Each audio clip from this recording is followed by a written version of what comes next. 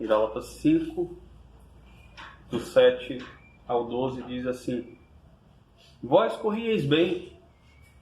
Quem vos impediu de continuardes a obedecer à verdade? Esta persuasão não vem daquele que vos chama. Um pouco de fermento leveda toda a massa. Confio de vós no Senhor, que não alimentareis nenhum outro sentimento, mas aquele que vos perturba, seja ele quem for, sofrerá a condenação. Eu, porém, irmãos, se ainda prego a circuncisão, porque continuo sendo perseguido, logo está desfeito o escândalo da cruz. Tomara até se mutilassem os que vos incitam à rebeldia. Amém. Podem sentar. Vamos orar mais uma vez.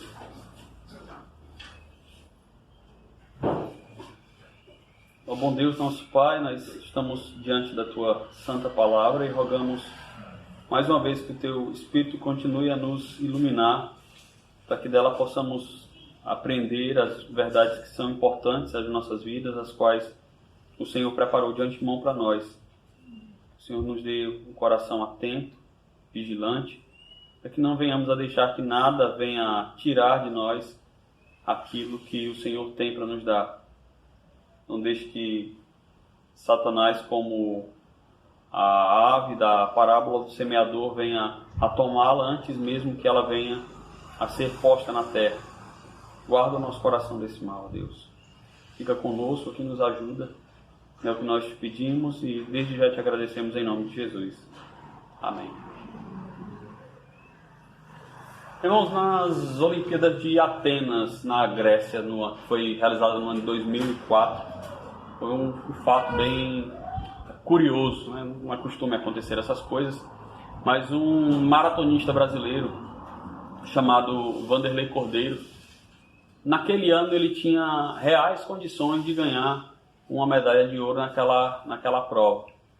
Ele largou bem e percorreu basicamente 80% do caminho, 90%. Ele estava a 36 quilômetros já do início da prova, liderando com uma ampla vantagem sobre o segundo colocado, mas nesse ponto ele foi atacado por um homem, um fanático religioso, que pulou do meio da multidão, o agarrou e assim quebrou o seu ritmo, fez com que ele perdesse tempo, diminuiu-se o intervalo para o segundo colocado, e findou que ele foi atrasado ou perturbado a tal ponto por esse homem, que ele acabou perdendo algumas posições. Por fim, ainda se recuperou e conseguiu um lugar no pódio. Mas ele não conseguiu o primeiro lugar, a tão sonhada medalha de ouro. Na corrida cristã que nós caminhamos, nós também estamos sujeitos a tipos de ataques como esse, que podem talvez não nos derrubar de maneira final, mas podem nos atrasar bastante na nossa caminhada. Aqui Paulo está mostrando alguns falsos mestres que são como aquele fanático religioso que invadiu a corrida. E esses falsos mestres, eles se levantam para tentar também nos tirar do pódio, para tirar-nos do alvo. E é por causa de perigos como esse que Paulo tem escrito aqui, escreveu toda essa carta às igrejas da Galácia, e para afastá-los dos maus ensinos, dos falsos mestres, mas em específico aqui daqueles mestres que a gente tem chamado de os judaizantes, aqueles que queriam fazer com que aqueles que já tinham fé em Cristo Jesus retornassem de novo à prática da lei para se justificar. Queriam assim então somar, né, aquilo que Cristo já conquistou com as suas próprias obras. Queria juntar a justiça de Cristo com a sua própria justiça para serem assim aceitos como justos diante de Deus. Então Paulo, depois de já ter nos chamado aqui no exemplo lá de Sara e Agar, a permanecer firmes na aliança da promessa, permanecermos firmes ali, e depois a nos chamar a viver na liberdade para a qual Cristo nos libertou, vivendo em amor, ele vem nos advertir acerca dos falsos mestres. E nessa sessão, então ele nos chama a continuar, a completar a carreira cristã, fugindo dos falsos mestres. E nesses 6 versos, ele nos dá 5 características dos falsos mestres, que são típicas não só desses falsos mestres aos quais ele está tratando aqui, mas de basicamente todos os tipos de falsos mestres que vêm a surgir na nossa caminhada para tentar nos impedir de alcançar ali a glória, o alvo, que é Cristo, no final da nossa caminhada. Então ele nos dá aqui 5 características dos falsos mestres. Vejam comigo o verso 7, onde ele diz: vós corrieis bem, quem vos impediu de continuar a obedecer à verdade. Então a primeira característica dos falsos mestres é que eles nos impedem de obedecer à verdade. Veja que Paulo começa aqui com uma comparação que é rotineira dele. Ele gosta muito dessa figura, que é a figura da caminhada cristã. Ele diz: ora, vós corrieis bem. Os cristãos da região da Galácia, certamente conhecendo os jogos romanos, que são bem antigos, eles entenderiam essa comparação da caminhada cristã com a corrida, como a maratona lá que eu citei no início, com Vanderlei Silva. Ele lembra aqui que aquelas igrejas elas tiveram um início muito bom. Se a gente volta lá no capítulo 4, vejam aí os versos 13 e 14, onde Paulo relembra basicamente como foi o início do seu ministério, a gente vê que de fato eles tiveram um bom início. Ele diz, versos 13 e 14 do capítulo 4, e vós sabeis que vos preguei o evangelho a primeira vez por causa de uma enfermidade física. E posto que minha enfermidade na carne vos foi uma tentação, contudo, não me revelastes desprezo nem desgosto, antes me recebestes como um anjo de Deus, como o próprio Cristo Jesus. Ou seja, apesar da dificuldade inicial por conta da enfermidade de Paulo, e aqui a gente não sabe se era porque era algo enjoante, alguma coisa que causasse náuseas nas pessoas, se era algo que era contagioso, algo que você espera que as pessoas se afastem. Ele diz que em vez deles se afastarem, o que eles fizeram? Eles receberam muito bem Paulo, ávidos por ouvir do Evangelho, receberam Paulo, diz aqui, receberam como o próprio Senhor Jesus Cristo. Mas o que aconteceu nesse meio caminho? Eles, vós corrieis bem, se corriam bem antes, porque agora eles não estavam correndo mais. Paulo pergunta, quem vos impediu de continuar a obedecer à verdade? Ou seja, alguém tinha se entreposto no caminho de forma a afastá-los de continuar rumando o caminho em que eles vinham traçando. Paulo não está aqui querendo saber quem é a pessoa, mas aqui ele está simplesmente reforçando a ideia de que alguém estava os impedindo de progredir. Quem quer que fosse, não precisava anunciar o nome de ninguém. O que Paulo estava dizendo era simplesmente que alguém estava impedindo eles de seguir o caminho no qual Paulo os tinha deixado desde o início da caminhada. Alguém estava fazendo com que eles se distanciassem da verdade que havia sido entregue. A verdade, aqui que Paulo se refere, é o Evangelho como entregue pelos apóstolos. O ensino autorizado por Deus por meio dos apóstolos. E vejam, esse ensino ele foi confirmado pelos sinais que os apóstolos traziam no início do ministério, depois do Pentecostes. Lembra que até o texto que nós lemos lá em Atos, no capítulo 5, a parte que eu não expliquei para vocês, mas mostra justamente lá várias pessoas levando enfermos a Pedro para que ele os curasse. Aquele era um sinal poderoso de Deus, que atestava que a revelação que eles estavam trazendo agora ao povo, o fato que Cristo cumpria todas as profecias do Antigo Testamento, era a verdade que Deus estava enviando. Então dava autoridade a eles para pregar. Então, aquela verdade ela estava sendo esquecida. Eles estavam sendo afastados da verdade por algum falso ensino. Vejam, a verdade que Paulo prega aqui é a verdade de Deus. Então ela não poderia ser modificada de forma alguma. nem mesmo pelos próprios apóstolos. Lembre-se que lá no começo da exposição da Epístola de Gálatas, se vocês verem o próprio texto em Gálatas, no capítulo 1, os versos 8 e 9, Paulo vai dizer: mas ainda que nós, ou mesmo um anjo vindo do céu, vos pregue um evangelho que vá além do que temos pregado, que seja ele anátema, que seja maldito. Então ele diz: assim como já dissemos, e agora repito, se alguém vos prega um evangelho que vá além daqueles que recebestes, que seja anátema. Então ali ele mostra não apenas no evangelho, não apenas o que eles deveriam crer, mas como deveriam viver a verdade que estava sendo entregue a eles ali. Então os falsos, esses líderes, esses ditos líderes que estavam entrando no meio da igreja, eram líderes que na verdade estavam impedindo aqueles cristãos de obedecerem à verdade. Eram falsos mestres que estavam oferecendo um caminho alternativo de salvação que não passava exclusivamente pela fé em Cristo. Como a gente já tem visto. Eles ensinavam a fé em Cristo, mais o cumprimento, mais a guarda da lei de Moisés. De certa forma, eles podiam até, em alguns aspectos, estar instruindo a fazer coisas boas. Coisas boas. A prática da lei moral, por exemplo, devia ser ensinada por eles. Contudo, eles não estavam ensinando simplesmente as coisas certas. Estavam ensinando algumas coisas certas, mas com a motivação errada. Por que os Gálatas deveriam guardar a lei? E aí, tirando da parte boa falando, os aspectos da lei moral. A guarda dos 10 mandamentos que nós vemos lá em Êxodo 20. Eles estavam querendo que aqueles homens guardassem a lei para conquistar o favor de Deus.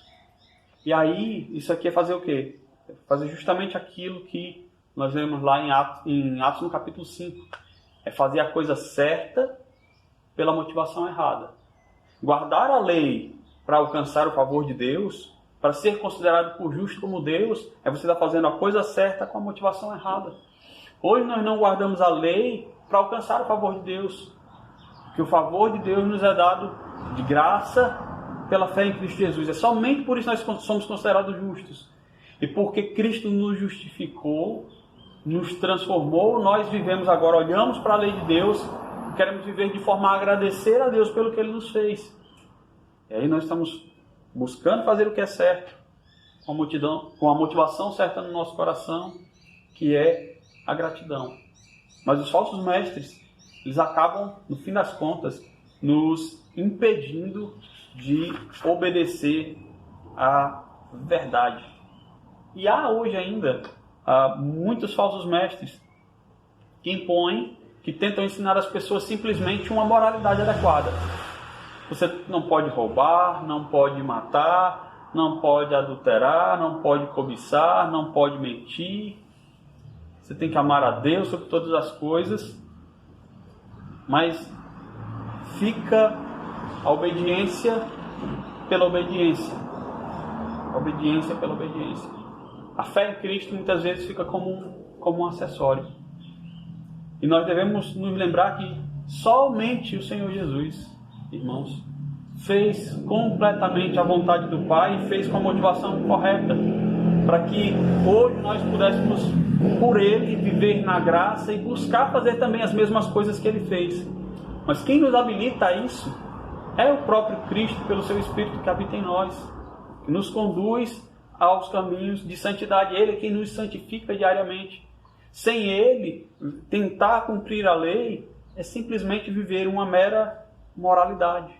Então, os muitos que muitas vezes ensinam um bom caráter, as coisas boas, acabam, assim como os judaizantes, nos afastando de Cristo, nos levando para a mera moralidade e nos afastando do Senhor Jesus Cristo, que é quem nos capacita a viver a moralidade adequada. Cristo que fez tudo por nós, que cumpriu toda a lei que nós não conseguimos cumprir. Então nós devemos ter cuidado com esses que nos impedem de obedecer à verdade. Segunda característica desses falsos mestres é que eles não são enviados por Deus.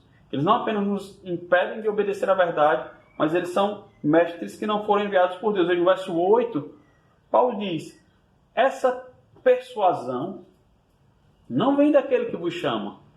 Ou seja, ter sido convencidos a viver essa vida pela lei, não foi isso que Deus colocou para vocês outros.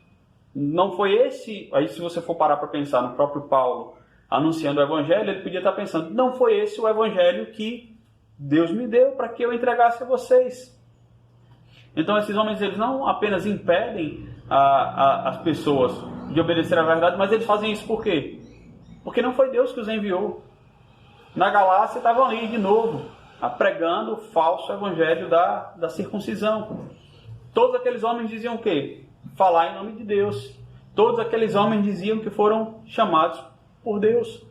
Mas estavam ensinando um evangelho que era diferente, uma boa notícia que era diferente. Isso caracteriza um falso mestre. Deus, irmãos, ele só deu um evangelho. Ele só deu uma boa notícia, um bom caminho. Vejam Gálatas no capítulo 1, os versos 15 e 16.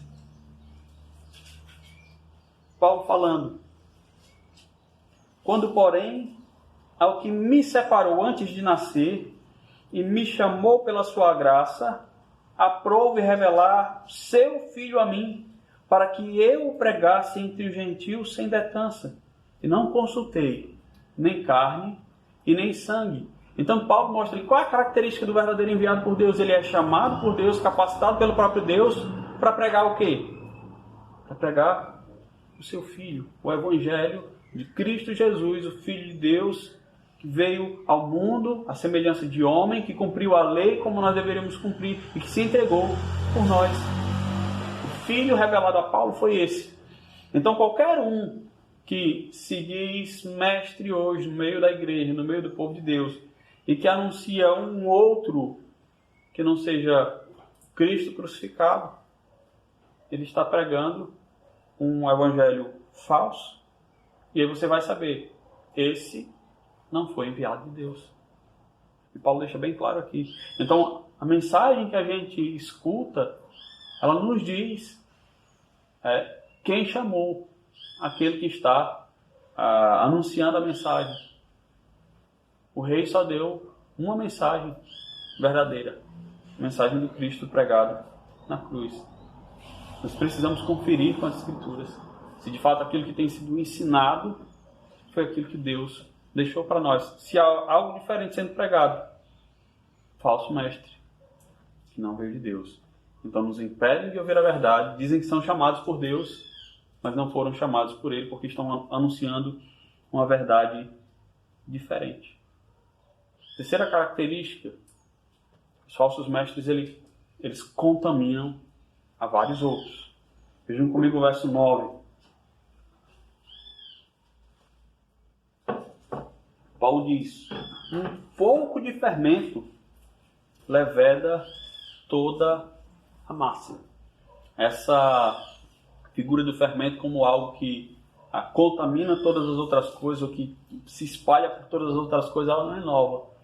O próprio Senhor Jesus usa essa mesma figura.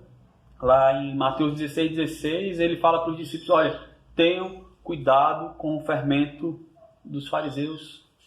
O próprio apóstolo Paulo também usa lá em 1 Coríntios capítulo 5, verso 6. E ela geralmente é utilizada para falar do poder penetrante das falsas doutrinas. Ela nos mostra que coisas que aparentemente são pequenas, coisas que são insignificantes, elas podem ter uma aparência invisível, mas que no fim, o seu resultado ele é totalmente nocivo, totalmente destruidor. Você pega um pouco de fermento e coloca numa massa, mistura ali com um pouco de água, deixa o fermento funcionar, daqui a pouco a massa está grande, monstruosa, porque o fermento vai se multiplicando e fazendo com que a massa se enche e cresça. Aqui era uma coisinha simples, estava sendo ensinado por aqueles homens, que era juntar as obras, a graça e a fé. Simplesmente isso. Não é só crer em Jesus, mas bote um pouquinho também aí das suas obras para que você seja considerado como justo diante de Deus. Irmãos, isso aí não dá certo. Facilmente você sai da confiança em Cristo apenas na sua obra para ter o favor de Deus. Se você começa a acrescentar suas obras, daqui a pouco você vai deixando Cristo de lado e vai cada vez mais se apegando nas suas obras. Isso é natural do coração humano, querer ser merecedor por suas próprias mãos do favor de Deus. Todo falso ensino traz isso. Pode parecer pequeno no começo, mas no fim é desastroso. A Escritura está cheia de exemplos de coisas pequenas que têm resultados terríveis no final da história.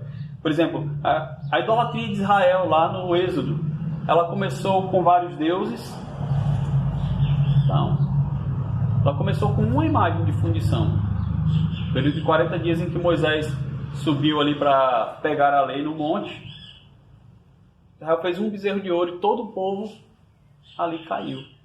O pecado da idolatria. Uma coisa pequena que faz um estrago grande.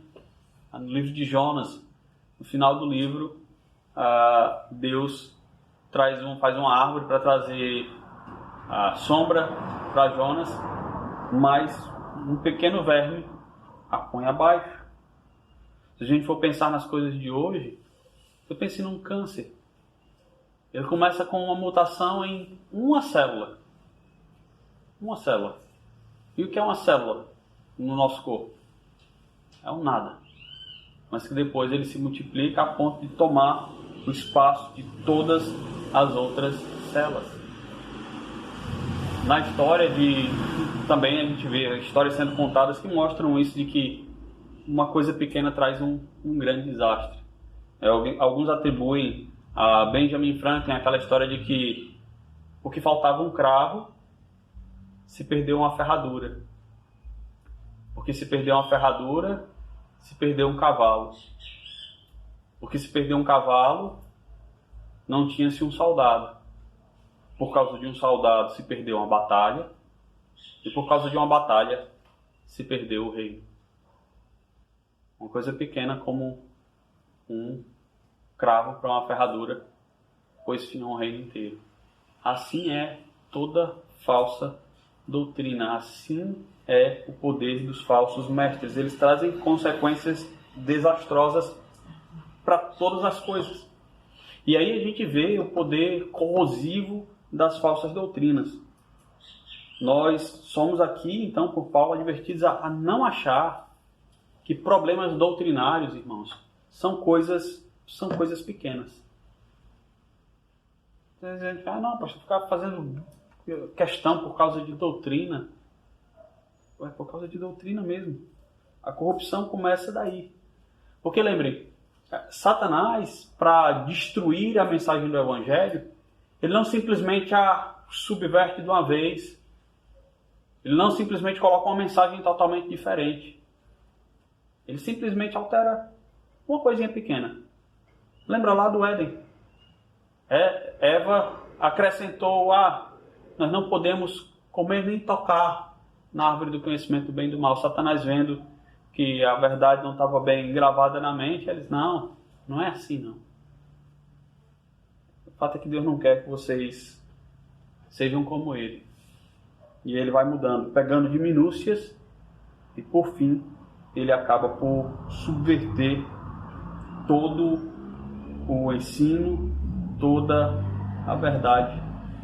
E a gente muitas vezes cai nessa armadilha de Satanás, dos falsos mestres, com a desculpa da unidade. Não, pastor, porque se a gente for pensar em questões doutrinárias, a gente vai acabar totalmente dividido. A gente usa a desculpa da caridade, não vamos ter tolerância com o irmão que pensa diferente. E assim a gente acaba negociando aquilo que a gente não pode negociar. E negociando a verdade, o que sobra? A mentira. E a mentira nos leva à perdição. Então, os falsos mestres, eles nos impedem de seguir a verdade, não foram enviados por Deus e usam de falsa doutrina que acabam por contaminar toda a igreja, todas as pessoas. Essa é a terceira característica. Agora a gente fica temeroso com isso, né? Porque hoje há tanta gente pregando o Evangelho, dizendo pregar o Evangelho. E aí a gente tem que ter o cuidado com aquilo que a gente escuta. Porque a mentira de Satanás é assim mesmo. Como o apóstolo Paulo fala, que Satanás ele pode até se transformar em anjo de luz. Ora, se há esse poder de transfigurar materialmente, né, tomar a aparência de um anjo de luz, imagine o que não se faz com uma mensagem que é falada. A verdade, a aparência que se dá de verdade às coisas que são faladas. O floreio com as palavras. E a gente muitas vezes escuta essas coisas, acha bonito, acha bom, e no fim está sendo enganado. E nem percebe e acaba se perdendo. A nossa esperança, irmãos, é que, pela graça de Deus, os falsos mestres eles não vão permanecer para sempre. A quarta coisa que nós aprendemos aqui sobre eles é que os falsos mestres, eles um dia serão julgados. Vejam o verso 10, o que o apóstolo Paulo diz. Gálatas 5, 10.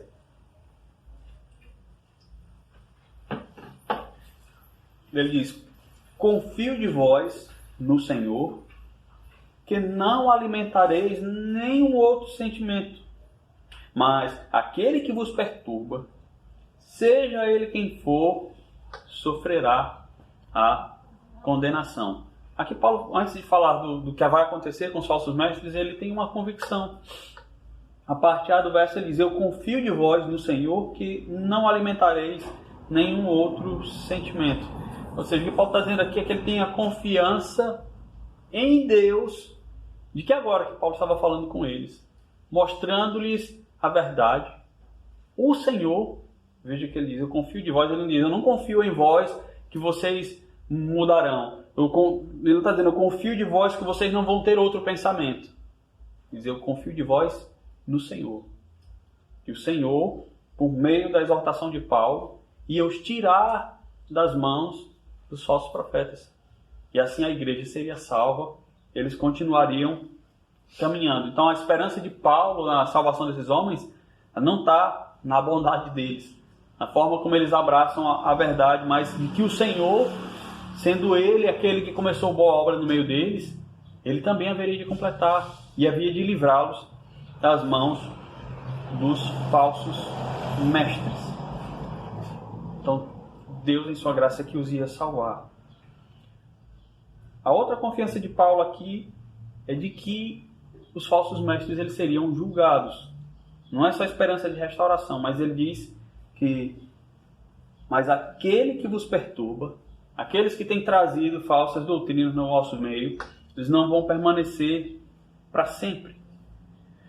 Como ele diz, aquele que vos perturba, Paulo não sabe, não está especificando, não é uma pessoa, mais uma vez, não é uma pessoa a quem ele está se dirigindo, é uma denúncia geral, de quem quer que seja um falso mestre, que esteja iludindo eles, essa pessoa vai sofrer condenação. Não importa se é um, se são muitos, se é pequeno ou se é grande.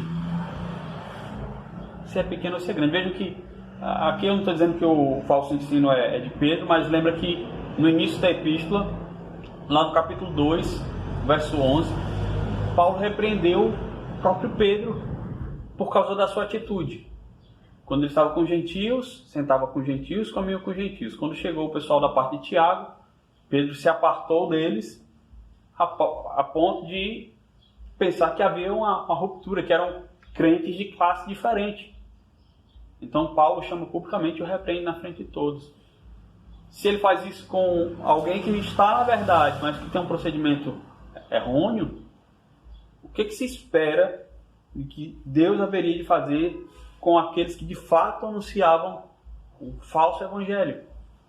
Eles teriam a condenação, seja quem fosse, grande ou pequeno. Então daqui a gente aprende, irmãos, que todos aqueles que introduzem falsas doutrinas, que trazem confusão à igreja, que trazem coisas que promovem a divisão na igreja, devem tomar bastante cuidado. Por quê? É o próprio Deus quem vai julgá-los. É o próprio Deus que vai trazer a condenação desses que praticam essas coisas. Ninguém vai ficar sem punição por conta do seu erro, por conta do seu pecado. Em Mateus capítulo 18, verso 7, Jesus vai falar acerca dos escândalos e dos tropeços. E ele diz: é certo que haverá escândalos, mas ai daquele por meio de quem vem os escândalos. E ali, escândalo não é simplesmente de fazer uma pessoa se achar algo estranho de que alguém cometeu algo errado. O escândalo é pregar ou ensinar ou fazer algo que influencia de tal ponto alguém a abandonar de maneira final o Evangelho. Então essa é uma advertência para todo aquele que pensa em levar falsa doutrina, falso ensino à igreja.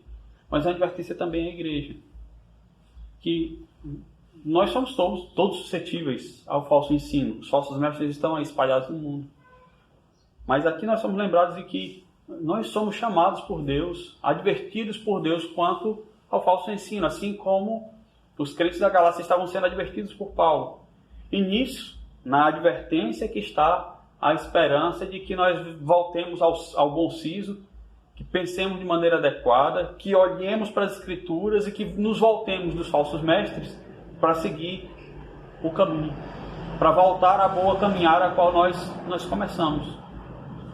Porque se permanecermos no erro de maneira final, o destino vai ser outro, que não o julgamento e a condenação, juntamente com os falsos mestres a quem nós seguimos. Por isso o ditado popular é bem verdadeiro. Não importa como você começa a corrida, mas como você termina. Os falsos mestres começaram mal e vão terminar mal. Nós, se nos deixarmos enganar por eles, também seremos levados para o mesmo fim. Então nós somos advertidos a considerar quem são falsos, quem é um mestre verdadeiro, os falsos mestres, e nos afastar deles para o nosso próprio bem, para não incorrermos na mesma condenação. Por último, Paulo mostra aqui que os falsos mestres eles têm também uma tendência de perseguir os verdadeiros líderes. Não se importam apenas de propagar a sua mentira, mas eles vão tentar também, vão perseguir também, difamar os verdadeiros líderes. Vejam os dois últimos versos, os versos 11 e 12, quando Paulo diz assim: eu, porém, irmãos, se ainda prego a circuncisão, por que continuo sendo perseguido? Logo, está desfeito o escândalo da cruz. Tomara até se mutilassem os que vos incitam à rebeldia. O que Paulo quer mostrar aqui com esses dois versos, em primeiro lugar, é a incongruência dos falsos líderes. Provavelmente uma das acusações que estavam levantando contra Paulo aqui, pelos falsos mestres, é de que Paulo também pregava a circuncisão. E isso deve ter acontecido por causa daquilo que eu relatei na semana passada, de que em um dado momento, em uma das suas viagens missionárias, Paulo pega Timóteo, que era misto, filho de judeu e gentil, e o circuncida, para que pudesse levar ele em suas viagens missionárias, para que ele pudesse com mais tranquilidade entrar no meio dos judeus sem ser rejeitado. Os judeus eles não tinham contato com os gentios e os gentios não iam entrar também no lugar das orações e do ensino dos judeus. Então, provavelmente eles souberam disso e estavam falando: Paulo está pregando a circuncisão. Mas aí a gente lembra, por que Paulo fez isso? Como eu disse, Paulo fez isso porque ele se fez de fraco para com os fracos, simplesmente para poder alcançar os judeus. Se ele tivesse simplesmente circuncidado no sentido que os falsos mestres estavam falando, Então, ele diz aqui no fim do verso 11 que ele estaria desfazendo o escândalo da cruz. Então, o que Paulo está expondo aqui é o seguinte: ora, se ele estava pregando a circuncisão, como os falsos mestres estavam dizendo por aí que ele estava pregando a circuncisão, então por que ele estava sendo perseguido? Se era isso mesmo que os falsos mestres estavam ensinando.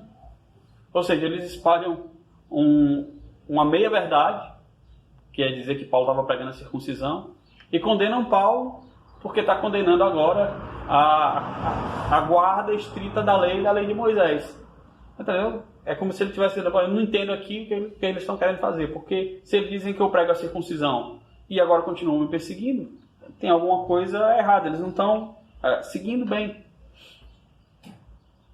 Então eles lançam falsas acusações sobre aqueles que ensinam a verdade, para tentar desqualificar. Nesse caso específico, era uma coisa que Paulo disse: se eu tivesse de fato fazendo isso, estaria aí desfeito o escândalo da cruz. E a gente pergunta: o que é esse escândalo da cruz? Paulo diz que a cruz para os judeus é escândalo para os judeus, loucura para os gentios. Para o judeu, a cruz é um escândalo porque eles nunca poderiam imaginar. Quer dizer, poderiam, se tivessem atentado à Escritura, porque todos os profetas falam do Cristo e que ele também deveria morrer, de que o Messias ia ser morto, ia ser colocado numa cruz, num lugar amaldiçoado. Para eles, naquele tempo, isso era inconcebível. Era um total escândalo, era um obstáculo para os judeus que não criam. E o que tornava isso mais inconcebível para o judaísmo da época era o fato de que, quando Cristo é colocado na cruz e ali paga a nossa dívida, ele também abroga todo o sistema de cerimônias que o povo de Deus usava e que achavam que estavam com isso se justificando diante de Deus. Então é um escândalo para eles pensar que eles poderiam agora alcançar o favor de Deus simplesmente pela fé, sem fazer mais nada. Isso na mentalidade dos falsos mestres que estavam espalhando ali para os novos crentes. Então, esse é o escândalo da cruz. Caminho de salvação pela graça, sem obras. Se Paulo estivesse pregando de fato a circuncisão, isso aí estava acabado. Mas não era esse o caso.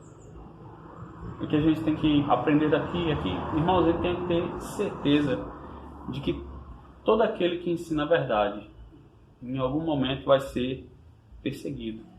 Vai ser alvo de ataques infundados, de mentiras que serão espalhadas. E, geralmente quem faz isso são os falsos mestres, para tentar derrubar os verdadeiros e assim tomar os seus lugares. Muito embora as acusações, como a gente vê aqui, não tem qualquer fundamento, não tem pé nem cabeça, muitas vezes são totalmente contraditórias. Então os falsos mestres vão acusar os verdadeiros mestres. Em segundo lugar, a gente tem que parar aqui e pensar um pouco no escândalo da cruz. O escândalo da cruz, ele permanece hoje. A cruz hoje, ela continua ofendendo as pessoas. As pessoas preferem tentar chegar a Deus por suas próprias obras, ao invés de confiar em Cristo. Um dos comentaristas que eu li, ele fala que ouviu de um pastor, uma vez, que uma família estava deixando a igreja. E eles deixaram a igreja porque eles disseram: pastor, a gente está saindo da igreja porque a gente ficou profundamente ofendido com essa reivindicação de que só a cruz, que só Cristo é o único caminho, de que o Evangelho é o único caminho. Por que eles ficaram ofendidos? Porque o Evangelho, ele esmaga o nosso orgulho, o orgulho do ser humano.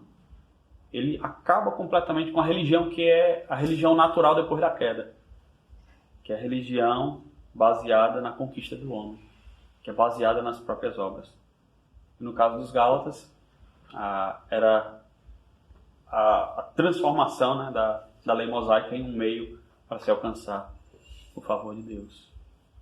O Evangelho sempre vai ofender, porque ele vai sempre contra tudo aquilo que a gente pensa que é o natural.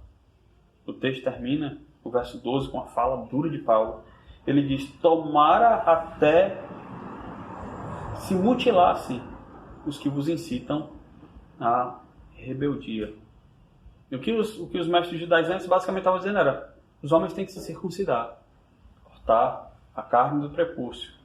Então Paulo pega essa mesma figura e diz: eles querem tanto se cortar, então bora que eles se mutilassem logo de uma vez. Em algumas traduções, colocado, é bom que eles se tornassem logo eunucos, que se cortasse logo tudo.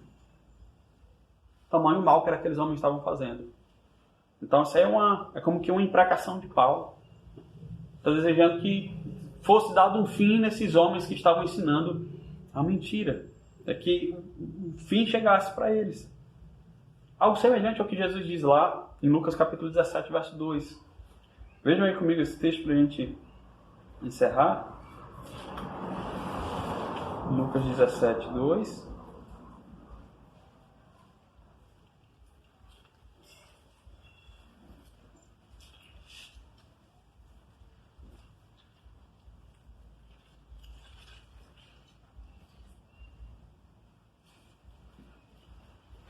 Vejam o verso 1 e 2. Diz assim: disse Jesus a seus discípulos: é inevitável que venha escândalos, mas ai do homem pelo qual eles vêm. Verso 2: melhor fora que se lhe pendurasse ao pescoço uma pedra de moinho e fosse atirado no mar, do que fazer tropeçar um desses pequeninos. É melhor que ele fosse logo. A condenação dele é grande. O juízo é maior do que a morte aqui. É a morte eterna. E Paulo lá está simplesmente falando: olha, se esses estão tentando lhe enganar, se esses estão tentando lhes levar ao erro, fazer vocês tropeçarem, é melhor para eles que eles caíssem logo de uma vez, porque o juízo de Deus é sem misericórdia para com aqueles que não têm misericórdia no final, com aqueles que tentam afastar o povo de Deus do caminho. Então, nós temos uma longa corrida, irmãos, pela frente. Da mesma forma como aconteceu com o Vanderlei, só que a gente não está correndo a maratona das Olimpíadas. Nós estamos caminhando para a glória. E certamente irão se interpor no nosso caminho falsos mestres, como aquele falso religioso que agarrou o Vanderlei. Então nós precisamos identificar esses falsos mestres, nos lembrar que eles são aqueles que nos impedem de seguir a verdade, nos lembrar que eles são aqueles que não foram enviados por Deus, são aqueles que vão contaminar a muitos com o seu falso ensino, mas que por fim eles serão julgados, e que em sua caminhada antes do fim também hão de perseguir aqueles que ensinam a verdade. Deus nos dê a graça que a gente possa aprender desse comportamento dos falsos mestres, e Ele nos ajude assim a nos desviar desses maus caminhos, desses homens que tentam nos desviar do caminho, e que possamos caminhar olhando firmemente para Cristo, que é o autor e consumador da nossa fé. Amém. Vamos orar mais uma vez, irmãos.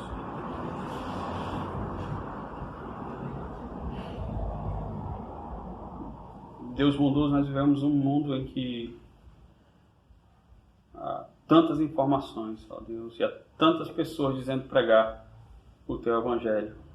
Nós pedimos a graça, ó Deus, a lucidez para nos afastar do falso ensino.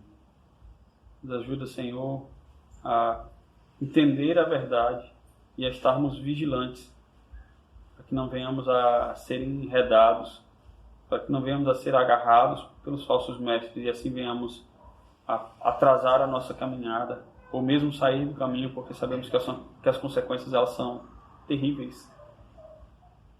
Nos ajuda a nos afastar desse erro, nos dá coração atento, mente atenta. Perdoa as nossas iniquidades. Nós sabemos que não só dos erros do coração do homem, dos falsos mestres, mas o nosso próprio coração muitas vezes nos engana. E nós precisamos da Tua graça, ó Deus, para seguir em frente. Nos ajuda assim, Senhor, a fazer sempre a Tua vontade. Perdoa os nossos pecados. Em nome do Senhor Jesus nós choramos agradecidos. Amém.